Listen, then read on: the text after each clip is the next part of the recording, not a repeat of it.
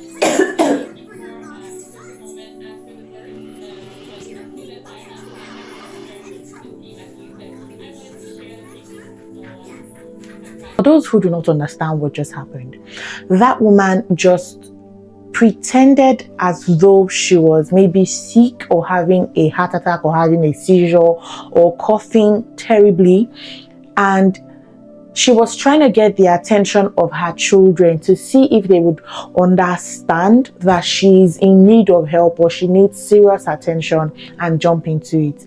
Share your opinions with me on this video. What do you think? What do you think? Where did you think the mother was at fault? Where did you think the children were at fault? Do you think it is just very unusual for a child to see a mother, especially girl child? Like we always say, oh, the girl child is the most sensitive, is the most emotionally aware. How come we have two girls in the video and they did not respond? Remember, we're not judging anybody. We're not putting down any mother. We're just trying to learn from her experience, because I'm very sure that she has learned from this experience and she's also looking for ways to improve it. We're not judging anybody. If the mother comes across this video, we love you. This is not a video to bash you. I'm guilty. We're all guilty. Thank you for sharing that video, because if not for that video, we would not be having this conversation and we will not be seeing these gaps. All right. The first and obvious issue we see in this situation, the first and obvious thing that catches our attention is the fact that these kids were watching TV. That means they were so focused on their screens to the extent that nothing around them really mattered. Now, that is the first thing that we see. I'd like you all to know that I'd like you mothers to know that UNICEF completed a research where they found out that over 30% of preschoolers these days show considerable delays in reading emotional cues, and they have said that excess screen time is a major contributor to this delay. So that brings me to the question, are screens raising our children? What do you think about the fact that there was an obvious screen on that couch in that living room? It could be iPads, it could be phones, it could be tabs, it could be television. We could tell considerably, without being a killjoy, we could tell clearly that those children were so focused on the screen that they barely noticed what was happening around them. Now, we could talk about other things or other reasons why this was the case. However, right now we're just talking about screens. They were so focused on the screens that whatever was going on around them did not matter. And the truth is, that is a red flag already for a mother. As a mother, I already feel like that would really bother me.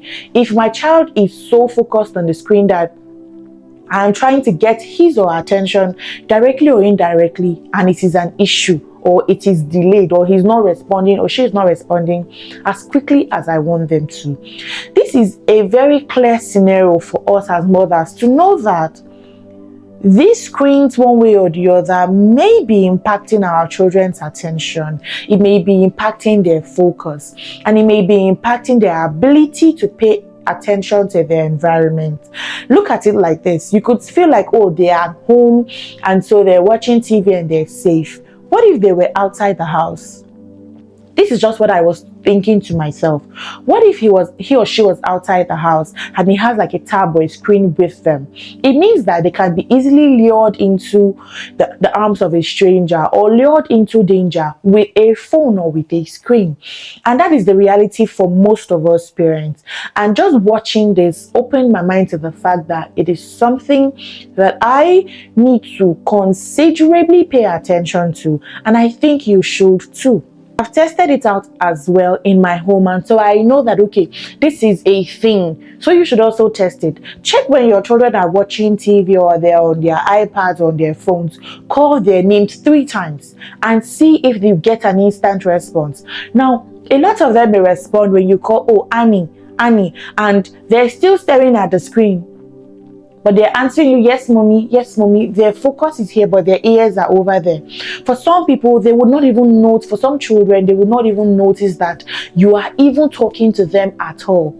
That is one of the ways you know that this screen is starting to affect your child's focus and attention. And no, it's not just about you calling their names. It affects them in school. It affects them in social gatherings. It affects their development. It affects their ability, their attention span, and their memory. Okay, so don't say you should cut out screen, because you should do what works for you as a mother, as a parent. You know best what's good for your child. However, you should be more intentional about screen time. Screen time should be valuable. It should not just be an opportunity for them to pass time or just sit there for unending hours just watching. Okay, I'm not judging you, mother. I know it's not easy for you, but you can try to start making intentional steps to reduce your screen time, because you never know when you will need your child's attention. Okay, another important thing to pick out from this video is that life is also sometimes garbage in, garbage out. If you haven't put in a line of code, when you click run, nothing is going to run. It's that simple. If you have not put into those children certain level of information, if you haven't taught them about what to do when they see someone hurt or when they see someone coughing, sometimes they would not do anything. Now, there is a bit of disconnect here, because in my opinion, even when you haven't taught a child what to do when something is wrong, you're supposed to see the child warm up to you and say, mommy, what's going on? Just like we see in this video.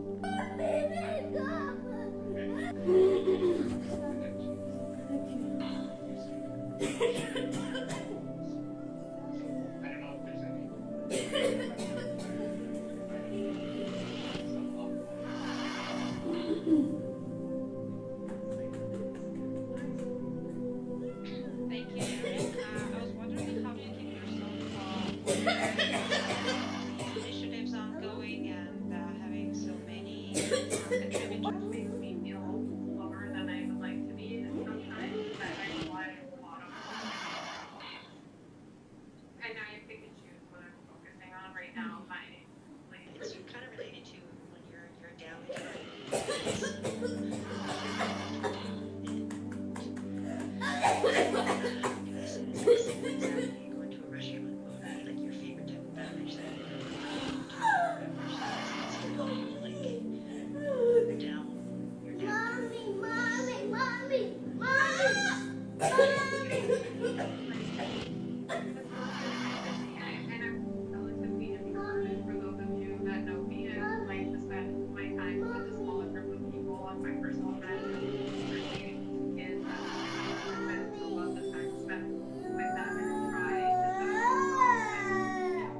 clearly, those kids knew not what to do, but they were just around, looking at the mother, being concerned. That is them being in touch with their emotions. However, it is not enough that they are in touch with their emotions, because what if truly the mother was dying or something was happening? Simple instructions like, when you see somebody down and they are unresponsive, or they are not talking, or they are not saying anything, call mommy, call daddy, go outside the door, shout, help me. Like simple things that, of course, these kids are young, so we have to look for information that is age appropriate for them.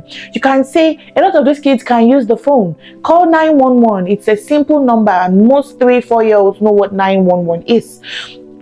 You can teach them to dial 911. Of course, if they can swipe, open your phone, swipe to YouTube, find what they want to find and watch, then they can dial 911.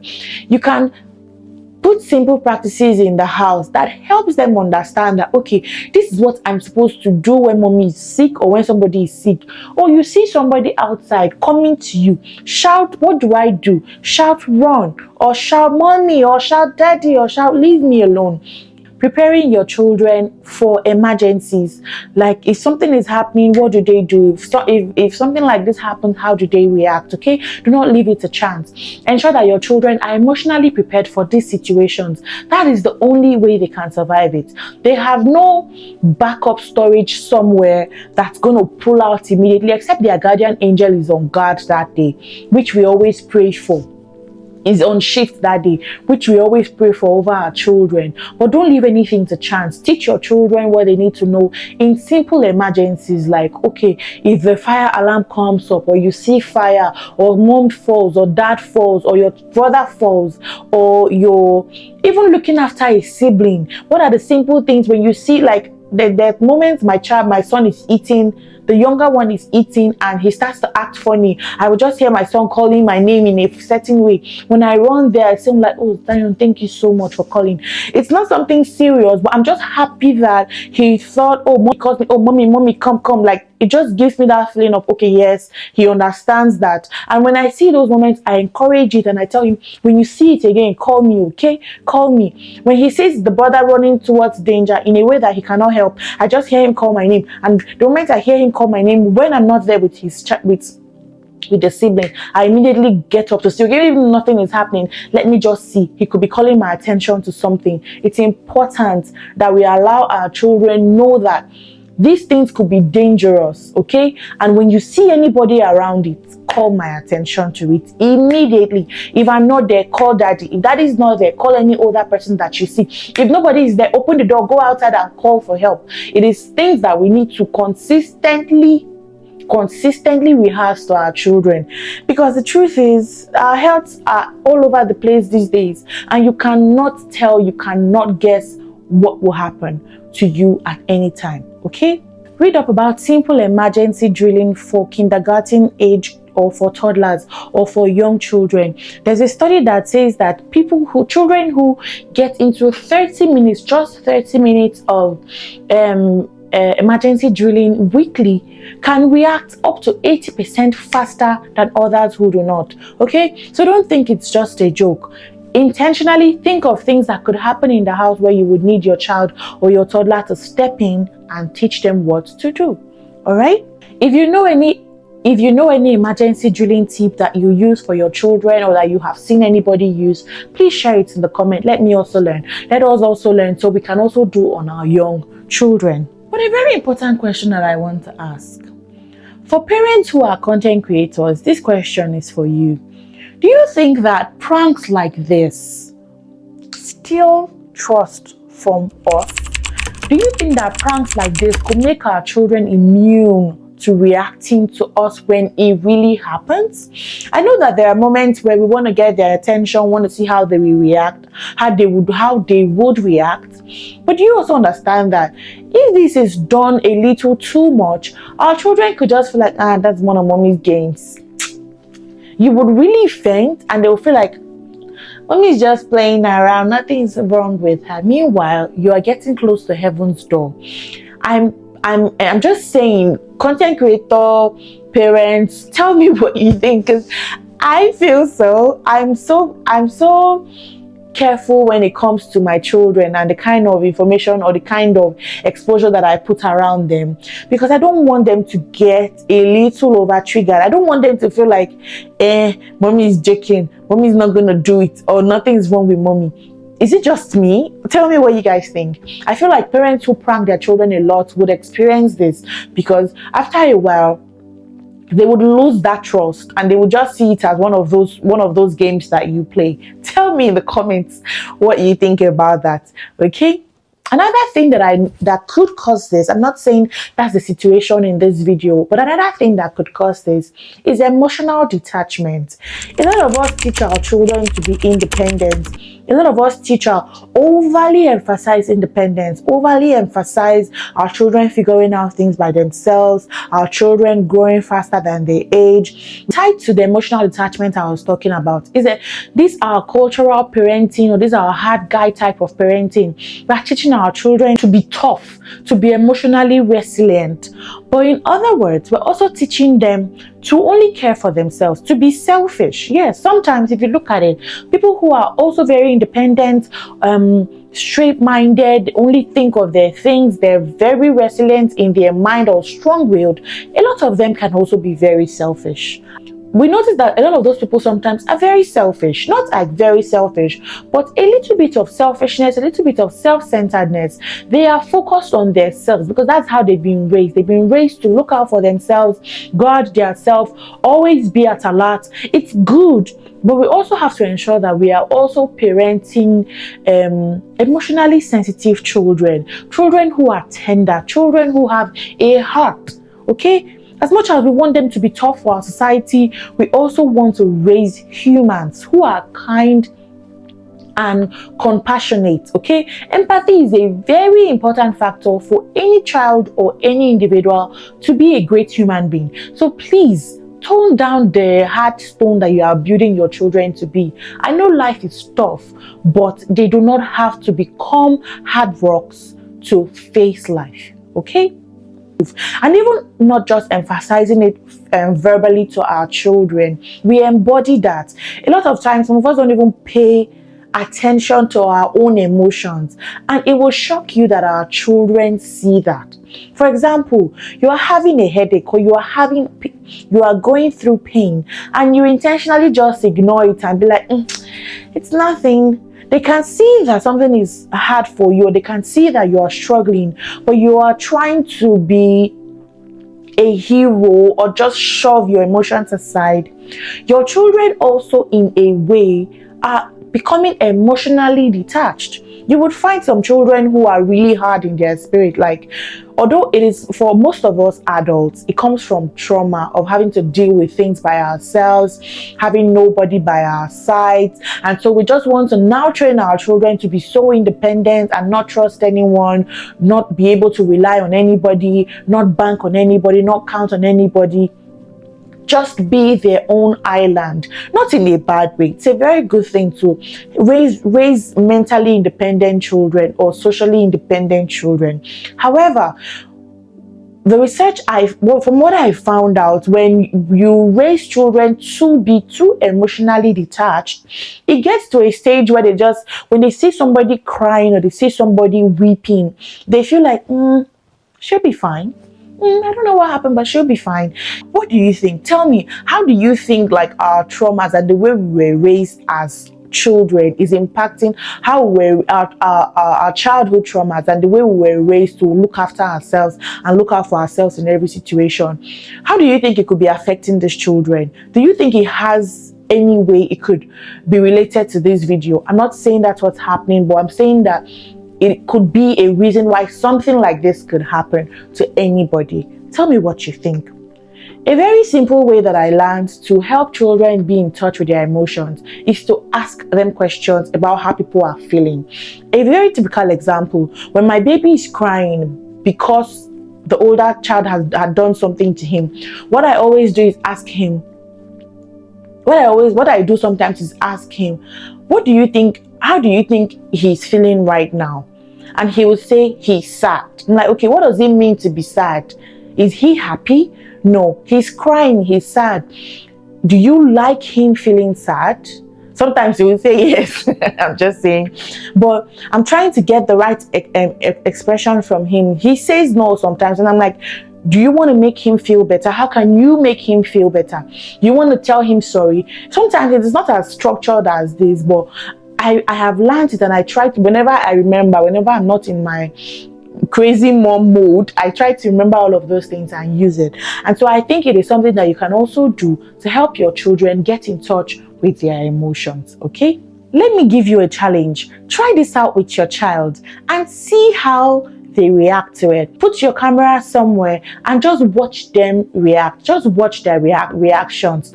You don't have to share it. You don't have to post it. Just tell me in the comments, what do you think? What did you figure out from your own children? Does it clearly outline the gaps that you need to work on for your kids, or they'll pass the test? Let me know in the comments, okay? So if you have seen this video, tell me what your comments are. I am itching to hear. Thank you for watching, and see you in the next. Bye. Mwah. I've been so busy, but I've been thinking